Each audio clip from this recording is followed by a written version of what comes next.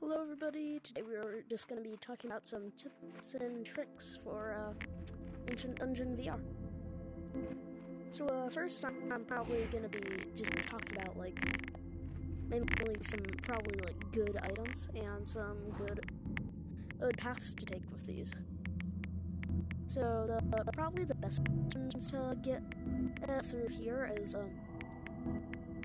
so if you like to give to the shopkeeper a lot, and usually you get damaged a bit, then you should probably try and buy some of mainly the shop area. And if you're especially lucky, then you should probably try and hit the thing in the plate. I forgot what it's called. It's a little thing that if you hit it, you get some stuff from it. So, if you get that, then that's gonna be helpful.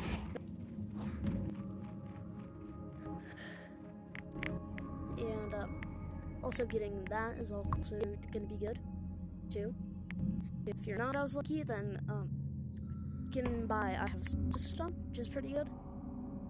If your game is mainly based more on luck, and you mainly need these things or whatever items, then you should probably go for dynamic pedestals. If you get damaged a lot, you should also probably get these too. And the rest of these, probably the best thing I would probably get would be this, because it'll help you beat the game more, because you'll have more health when you arrive at the boss. But if you want to just get some free, I forgot what it's called, insight, then you should probably go for shiny slime meat, even though it's the most expensive. You get a milestone for getting that. Forgot what it was, but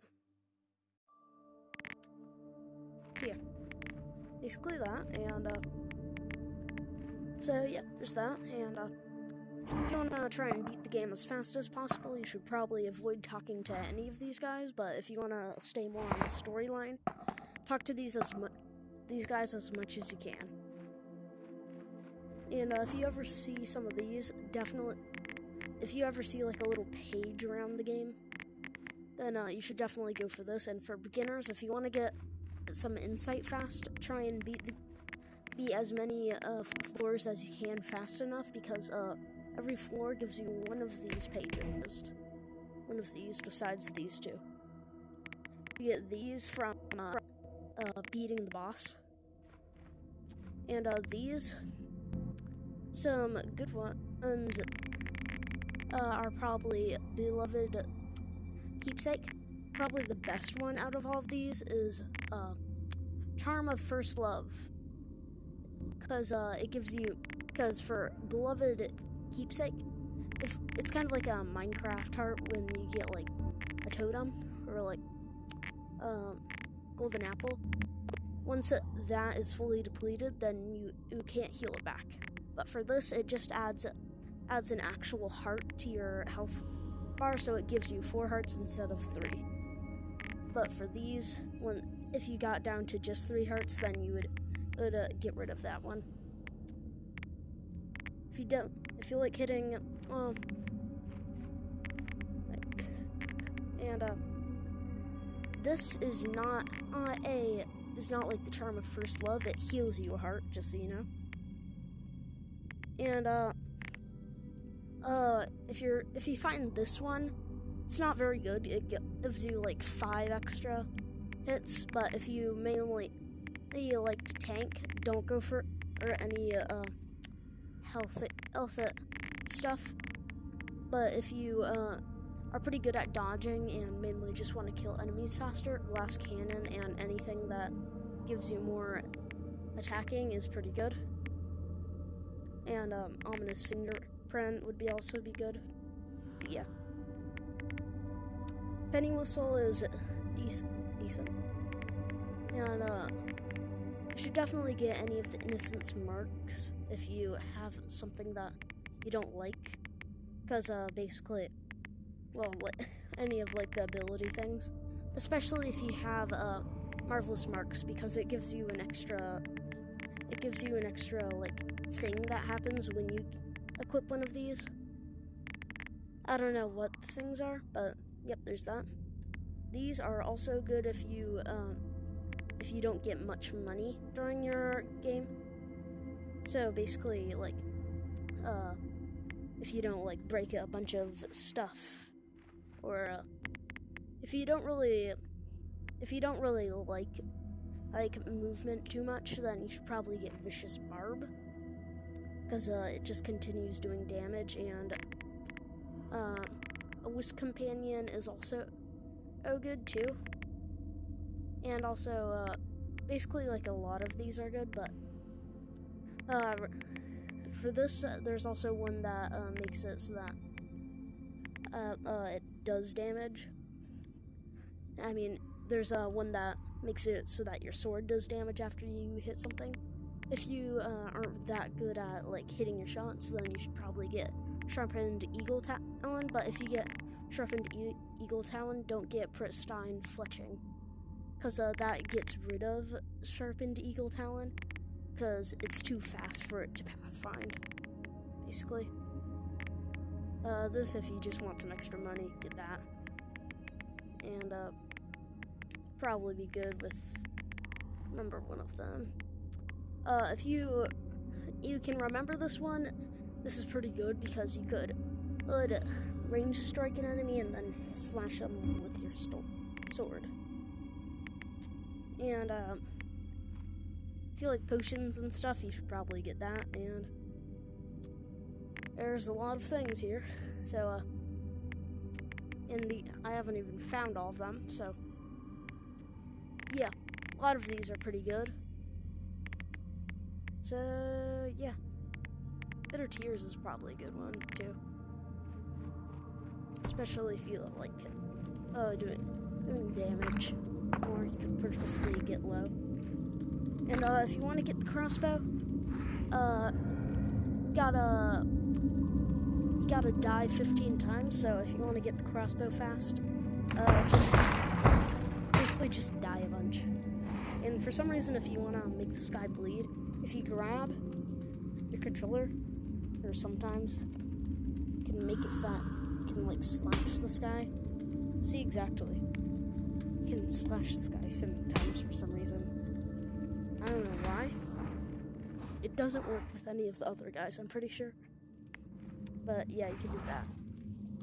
And if you just won the game, do not get Fold of Aberration, because I have no idea what aberrated weapons even do.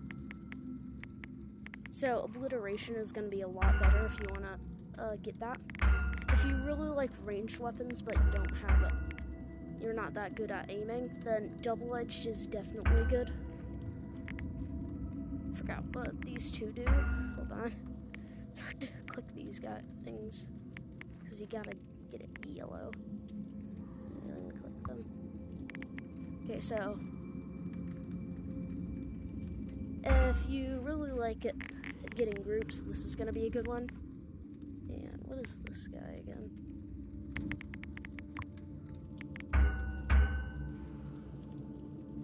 And if you also really like groups, then you should also probably get this too.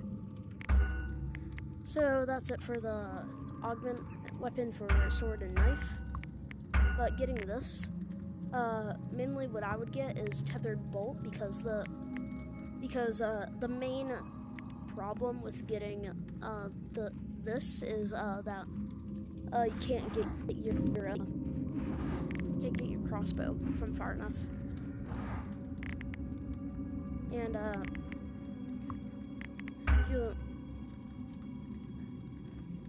so basically this is not going to be very good, because most of the enemies actually are mainly ranged attack enemies.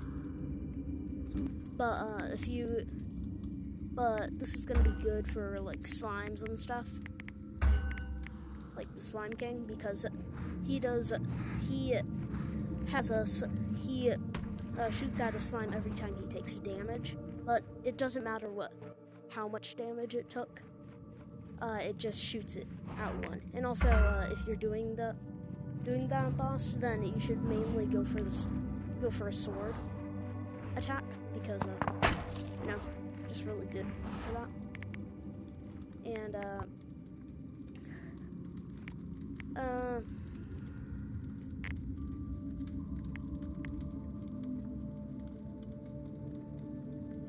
the size of the explosion caused by your crossbow's bolt strike is increased.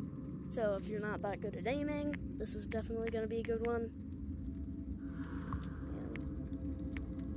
And the longer the crossbow is loaded, the more damage it will do, up to 30% more damage after 12 seconds. So this is going to be good, especially if you have more of a damage build, because it's 30% more of all its damage, or at least it seems like it. I don't know if it's just the main damage or the in-game damage. When you defeat an enemy with the dagger, your crossbow bolt is retrieved immediately. I probably wouldn't go for this one because it doesn't really seem like a good 5 weapon, but if you want to, you could go for that.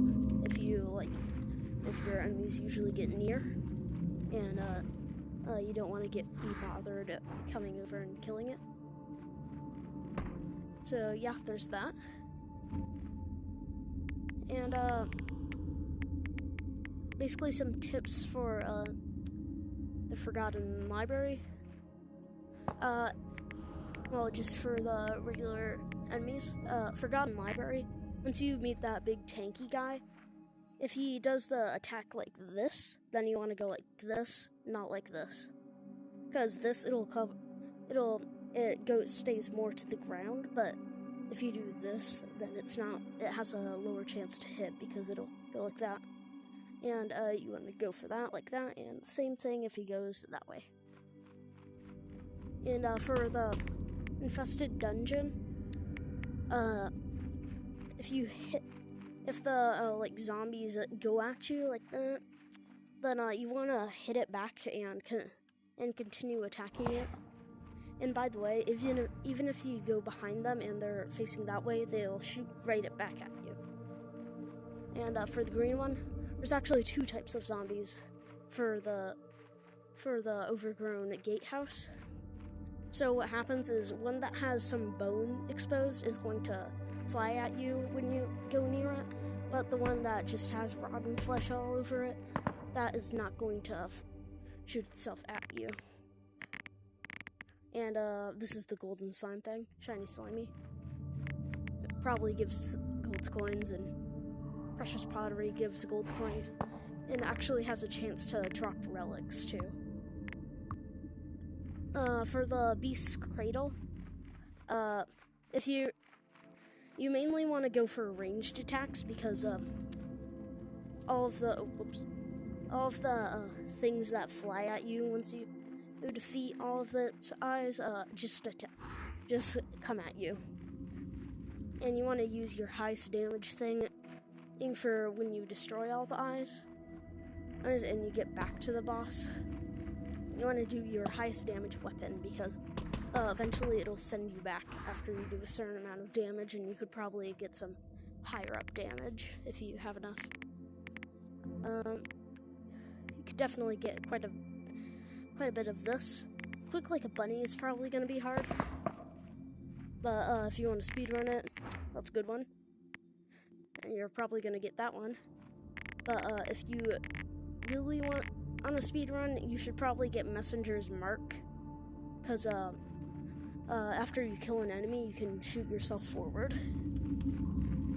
So it basically gives you a reason to start killing a few enemies, while also being a bit useful. And also, if you have this, you probably get have some extra speed.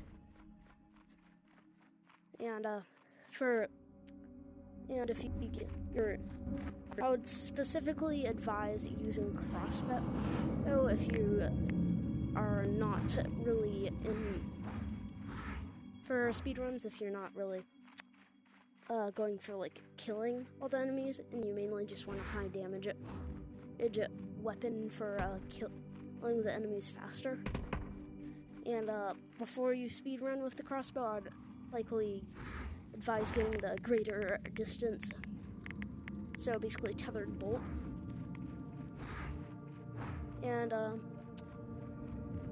for the luminous mines, for the guys that have the zombie things that have the pickaxe, you should probably just hit the thing back even though it's fast. If you can hit that back, it'll make it so that you don't get hit enough. And if you have a good eye, getting this is going to be good. Hidden passages. But if you find a ghost in the hidden passage, then that's actually going to be a little boss battle. So be prepared. It mainly has the tanky guy, and it's mainly more of like the Forgotten Library tanky guy, and it shoots a lot of projectiles at you. So yeah, be ready for that. And for the rapid bestiary, try to stay near the spawn points of it. It's all the green leaf areas, so it's in every corner, and I think it has a lot lower chance to be in like the ends of it where there's not any like leaf stuff. But yeah, be sure to stay in the middle of that, because if you do, you can go for a hit with your sword, which will do more damage to it, so that you can get it over with quickly. So yeah, that is mainly my thing about that. So yep, goodbye, basically. Oh, by the way, if you have a good eye, make sure to hit all of the little explosive things in the infested dungeon, because if you have a good ear, then if you hear like a little crinkling noise or whatever, run away as fast as you can, because that means you triggered one of those bomb thingies. Yeah, goodbye.